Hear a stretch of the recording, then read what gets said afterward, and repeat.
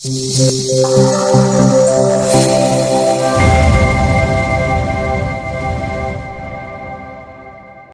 Friends, मैं anchor सुरभिया एक बार फिर से आप सभी का स्वागत करती हूँ चैनल फिल्मी अड्डा में। आज मैं लेकर आई हूँ आप लोगों के लिए कुछ दिलचस्प किस्से जो जुड़े हैं सोनू निगम से। तो चलिए जानते हैं। भारतीय पार्श्व गायक जो मेनली हिंदी और कन्नड़ फिल्मों में ही गाने गाते हैं, उन्होंने कई अन्य भाषाओं में भी गाने गाए हैं, जिसमें से कुछ भाषाओं का हम जिक्र करते हैं। मणिपुरी, गढ़वाली, ओडिया, तमिल, आसामी, पंजाबी, बंगाली, मलयालम, मराठी, तेलुगु और नेपाली भी शामिल है।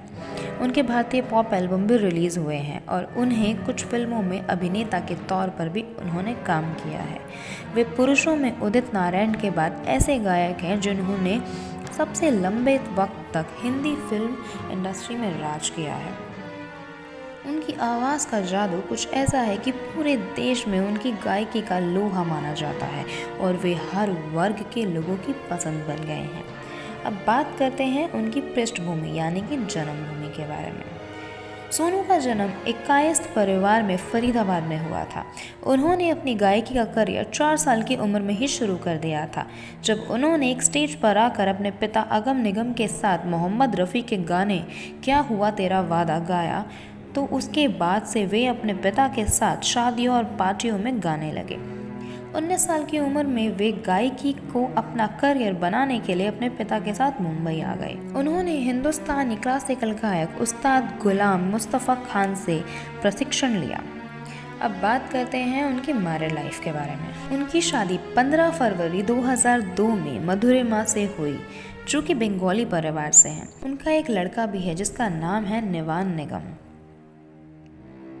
अब बात करते हैं पार्श्व गायक के रूप में। करियर के शुरुआती दिनों में मुंबई में उन्होंने काफ़ी संघर्ष किया। बाद में टी सीरीज़ के प्रमोटर गुलशन कुमार ने उन्हें बड़ी ऑडियंस तक पहुंचने का मौका दिया।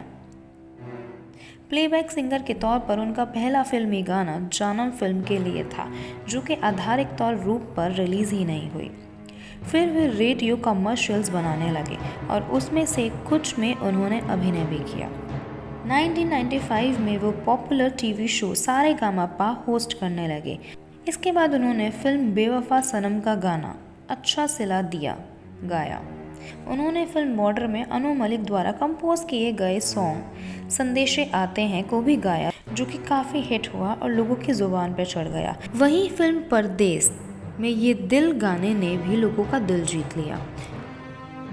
1999 में टी सीरीज़ ने निगम का एल्बम दीवाना रिलीज़ किया। इसका संगीत साजिद वाजिद ने दिया था।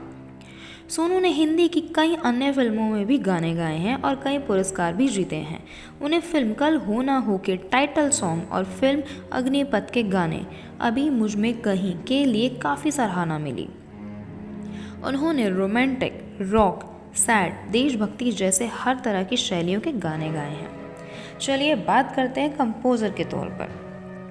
निगम ने सोलो कंपोज़र के तौर पर फिल्म सिंह साहब द ग्रेट का टाइटल सॉन्ग कंपोज किया।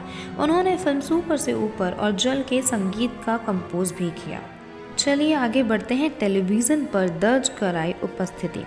वे मशहूर टेलीविज़न शो सारेगामापा भी होस्ट कर चुके हैं। उन्होंने 2002 में स्टार प्लस के टीवी शो किसमें कितना है दम को भी होस्ट किया है। निगम ने इंडियन आइडल के जज के तौर पर भी काम किया है। वहीं वे Amul star voice of India में भी सेलिब्रिटीज जज के तौर पर दिखाई दे चुके हैं। वे राहत नुसरत फ़तेह अली खान के साथ छोटे उस्ताद, दो देशों की एक आवाज़ में भी जज के तौर पर दिखाई दिए। सोनी पर प्रसारित हुए शो एक्स फैक्टर के भी जज रह चुके हैं। अब बात करते हैं अभिनय में भी आजमाया हाथ, पर यहाँ ज़्यादा सफल नहीं हो पाए। निगम का अभिनय करियर बाल कलाकार के तौर पर फिल्म बेताब से शुरू हुआ। बाद में वे जानी दुश्मन, एक अनोखी कहानी, काश आप हमारे होते और लव इन नेपाल जैसी फिल्मों में दिखे। इन सभी फिल्मों को ठीक ठाक ही रिस्पॉन्स मिला। तो दोस्तों आज के लिए इतना ही। आपसे जल्द मुलाकात होगी अगली वीडियो में एक नई पेशकश के साथ। तब तक के लिए जुड़े रहें चैनल फिल्मी अड्डा से, देखते रहें सारे वीडियोस और हाँ, लाइक, शेयर, सब्सक्राइब, कमेंट्स करना बिल्कुल नहीं भूलें। Thank you.